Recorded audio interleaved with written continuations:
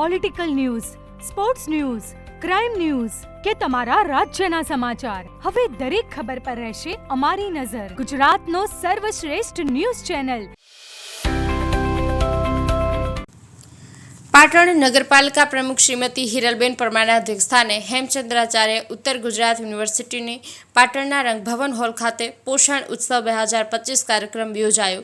પોષણ ઉત્સવ અંતર્ગત પાટણ અને સરસ્વતી તાલુકાની પૌષ્ટિક વાનગી સ્પર્ધા યોજાઈ.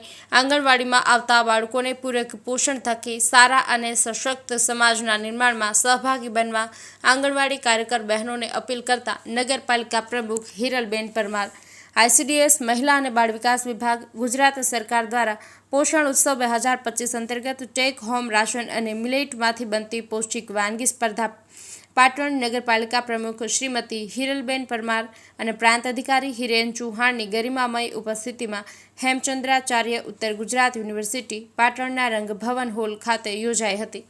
જે અંતર્ગત ટેક હોમ રાશનમાંથી બનતી વાનગીઓને પાટણ અને સરસ્વતી તાલુકાના પૌષ્ટિક વાનગી સ્પર્ધા યોજાઈ હતી, જેમાં આંગણવાડી કાર્યકર બહેનોએ ઉત્સાહપૂર્વક ભાગ લીધો હતો. ટેક હોમ રાશન અને મિલેટ બંને સ્પર્ધાઓમાં પ્રથમ, દ્વિતીય અને તૃતીય સ્થાન હાંસલ કરનાર આંગણવાડી કાર્યકર બહેનોને પ્રમાણપત્ર એનાયત કરાયા હતા.